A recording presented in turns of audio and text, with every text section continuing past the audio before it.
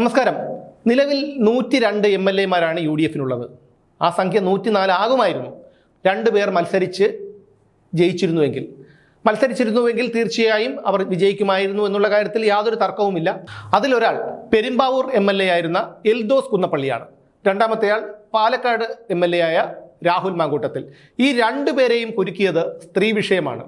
പീഡന കേസാണ് 2 പേർക്കും എതിരെ ഉണ്ടായിരുന്നത്. അതിൽ ആദ്യം എൽദോസ് കുന്നപ്പള്ളിയുടെ കാര്യമെടുക്കാം. ഞാൻ മറ്റൊരു മാധ്യമ സ്ഥാപനത്തിൽ ജോലി ചെയ്തുകൊണ്ടിരിക്കുന്ന സമയത്താണ് എൽദോസ് കുന്നപ്പള്ളിക്കെതിരെ ഇത്തരത്തിലുള്ള ഒരു ബലാത്സംഗ കേസ് ഉയർന്നു വരുന്നത്. അതിനെക്കുറിച്ച് ഞാൻ കൂടുതൽ വിശദീകരിക്കുന്നില്ല. എന്തായാലും അതിൽ പരാതി കൊടുത്തിരുന്ന എൽദോസ് കുന്നപ്പള്ളിക്കെതിരെ പരാതി കൊടുത്തിരുന്ന സ്ത്രീ 5 വിവാഹം കഴിച്ചിട്ടുള്ളയാളാണ് എന്നുള്ളതിൻ്റെ രേഖകൾ അന്ന് ആ മാധ്യമത്തിലൂടെ ഞാൻ പുറത്തുവിട്ടിരുന്നു. ഈ വിവാഹ തട്ടിപ്പുകാരിയെക്കുറിച്ച് ഇത്തരത്തിലുള്ള വാർത്തകൾ പുറത്തുവിട്ടതിനു ശേഷം വളരെ ശക്തമായിട്ടുള്ള ഭീഷണിയൊക്കെ ഉണ്ടായിരുന്നു. എനിക്കെതിരെ ഈ പരാതിക്കാരി പരാതി കൊടുത്തു. ഈ പരാതിയിൽ എനിക്കെതിരെ കേസെടുക്കാനായി പോലീസിൽ സമ്മർദ്ദം ചെലുത്തിയത് അന്നത്തെ MLA ആയിരുന്ന എൽദോസ് കുന്നപ്പള്ളിയാണ് എന്നുള്ളതാണ് ഒരു യാഥാർത്ഥ്യം. എന്തായാലും പോലീസ് കേസെടുത്തിട്ടില്ല. കാരണം കൃത്യമായിട്ടുള്ള തെളിവുകളുടെ അടിസ്ഥാനത്തിലായിരുന്നു ഞാൻ ആ വാർത്ത ചെയ്തത്. അതിന് മാസങ്ങൾക്ക് ശേഷമാണ് എൽദോസ് കുന്നപ്പള്ളിയും ഈ സ്ത്രീയും തമ്മിൽ പ്രശ്നങ്ങൾ ഉണ്ടാകുന്നതും എൽദോസ് കുന്നപ്പള്ളി തന്നെ ബലാത്സംഗം ചെയ്തു എന്ന് കാണിച്ചുകൊണ്ട് ഇവർ പോലീസിൽ പരാതി നൽകുന്നതും. അതുമായി ബന്ധപ്പെട്ട് എൽദോസ് കുന്നപ്പള്ളി ഒളിവിലായിരുന്നു. പിന്നീട് അദ്ദേഹത്തിന് ജാമ്യം കിട്ടി. പിന്നീട് അദ്ദേഹത്തിനെ തെളിവെടുപ്പിന് പോലും വീട്ടിലേക്കൊക്കെ കൊണ്ടുപോകുന്ന ഒരു അവസ്ഥയൊക്കെ ഉണ്ടായി. പക്ഷേ ഈ പരാതിക്കാരി ഒരു അധ്യാപിക, അതായത് വട്ടിയൂർക്കാവ് സരസ്വതി വിദ്യാലയത്തിലെ അധ്യാപികയാണെന്നായിരുന്നു അന്ന് മാധ്യമങ്ങളിലൊക്കെ കണ്ടത്. എന്നാൽ ഇതൊന്നുമല്ല, അവർ അധ്യാപികയെ അല്ല. ഈ കാര്യങ്ങളൊക്കെ ഞങ്ങൾ പുറത്തുവിട്ടിരുന്നു. എൽദോസ് കുന്നപ്പള്ളിക്കെതിരെ ഈ പരാതിക്കാരി, അദ്ദേഹവുമായി വളരെ അടുപ്പമുണ്ടായിരുന്ന പരാതിക്കാരി പരാതി കൊടുത്തതിൻ്റെ പിന്നിൽ ചില CPM നേതാക്കളായിരുന്നു എന്നുള്ള തരത്തിലുള്ള ആരോപണങ്ങളൊക്കെ അന്ന് ഉയർന്നിരുന്നു. എന്തായാലും അദ്ദേഹം ജാമ്യത്തിലാണ്. ആ കേസ് എൻ്റെ കുറ്റപത്രം ഇപ്പോൾ കോടതിയിൽ കൊടുത്തിട്ടുണ്ട് എന്നാണ് അറിയുന്നത്. അതവിടെ നിൽക്കട്ടെ. ആ ഒരു വിഷയമില്ലായിരുന്നുവെങ്കിൽ എൽദോസ് കുന്നപ്പള്ളി തീർച്ചയായും അദ്ദേഹത്തിന് മത്സരിക്കാൻ പെരുമ്പാവൂരിൽ അവസരം കിട്ടുമായിരുന്നു. അദ്ദേഹം ജയിക്കുമായിരുന്നു. ഒരു MLA കൂടി UDF-ന് ഉണ്ടാകുമായിരുന്നു. രണ്ടാമത്തെയാൾ രാഹുൽ മാങ്കൂട്ടത്തിലാണ്. രാഹുൽ മാങ്കൂട്ടത്തിൻ്റെ കാര്യം നമുക്കറിയാം. അദ്ദേഹത്തിനെതിരെ ഇപ്പോൾ മുഖ്യമന്ത്രിയുമായും ആഭ്യന്തരമന്ത്രിയുമായിട്ടുമൊക്കെ ചിത്രങ്ങൾ സമൂഹ മാധ്യമത്തിൽ പങ്കുവെച്ചുകൊണ്ടിരിക്കുന്ന അവതാരകയെന്നും മാധ്യമപ്രവർത്തകയെന്നും സിനിമാ നടിയെന്നുമൊക്കെ പലരും വിശേഷിപ്പിക്കുന്ന ഒരു സ്ത്രീ ഒരു ആരോപണം ഉന്നയിച്ചിരുന്നു.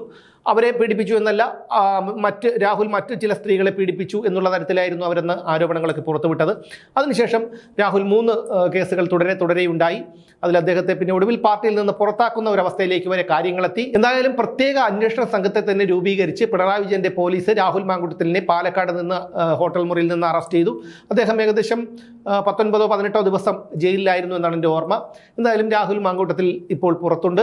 അദ്ദേഹത്തിന് സമൂഹ മാധ്യമത്തിൽ കിട്ടുന്ന പിന്തുണ തന്നെ അയാൾക്കുള്ള ഒരു ജനപ്രീതിയുടെ ഉദാഹരണമാണ്.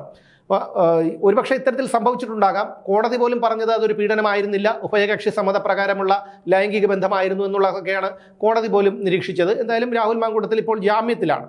കാര്യങ്ങളൊക്കെ ഇങ്ങനെ പോകുമ്പോൾ ഈ 2 പേരും കൂടി ഇല്ലാതിരുന്നെങ്കിൽ, ഈ 2 പേരും ഈ ഇത്തരത്തിലുള്ള കുരുക്കിൽ ചെന്ന് പെടാതിരുന്നെങ്കിൽ തീർച്ചയായും ഈ 2 പേരും കൂടി ഇപ്പോൾ MLA-മാരായി സത്യപ്രതിജ്ഞ ചെയ്യുമായിരുന്നു എന്നുള്ളതാണ്.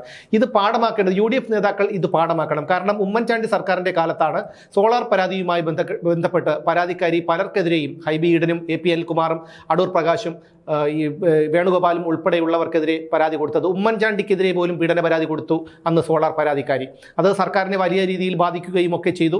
പിന്നീട് ഈ അന്തംഗമ്മികളൊക്കെ സെക്രട്ടേറിയറ്റ് വളയിൽ സമരമൊക്കെ നടത്തി അന്ന് വലിയ വിഷയമായൊരു കാര്യമാണ്. ഇനിയെങ്കിലും UDF നേതാക്കൾ ഇത്തരത്തിൽ ശ്രദ്ധിക്കണം. കാരണം ഇത്തരത്തിൽ അടുത്തുകൂടി സിനിമാ നടിയെന്നും അല്ലെങ്കിൽ പല പേരിലൊക്കെ അടുത്തുകൂടി സൗഹൃദം സ്ഥാപിക്കാനും അതുവഴി കാര്യങ്ങൾ നേടിയെടുക്കാനും കുരുക്കിൽപ്പെടുത്താനും ഒക്കെ കൊട്ടേഷൻ എടുത്ത് ഇറങ്ങിയവരുണ്ടാകാം. അല്ലെങ്കിൽ സ്വാർത്ഥ താല്പര്യത്തിനു വേണ്ടി ഇത്തരത്തിൽ കാര്യങ്ങളൊക്കെ ചെയ്യുന്നവരുണ്ടാകാം. ഇതൊക്കെ മനസ്സിലാക്കി വേണം ഇനി UDF സർക്കാർ മുന്നോട്ട് പോകേണ്ടത്. കാരണം UDF സർക്കാർ മുന്നോട്ട് പോകേണ്ടത് കേരളത്തിലെ സാധാരണക്കാരനെ സംബന്ധിച്ചിടത്തോളം ആവശ്യമായിട്ടുള്ള ഒരു കാര്യമാണ്. കാരണം ഇനി ഒരു പിണറായി സർക്കാരിൻ്റെ ഭരണം അല്ലെങ്കിൽ ഇടതുപക്ഷത്തിൻ്റെ ഭരണം താങ്ങാനുള്ള കെൽപ്പ് ഞാൻ ഉൾപ്പെടെയുള്ള സാധാരണക്കാരനില്ല. അതുകൊണ്ട് തന്നെ ഇത്തരത്തിലുള്ള ഉപജാപക സംഘത്തെ അകറ്റി നിർത്തി രാഹുൽ മാങ്കൂട്ടത്തിൻ്റെയും എൽദോസ് കുന്നപ്പള്ളിയുടെയും ഒക്കെ കാര്യം ഒരു പാഠമായി എടുത്തുകൊണ്ട് മുന്നോട്ട് പോകണമെന്നാണ് എനിക്ക് പറയാനുള്ളത്.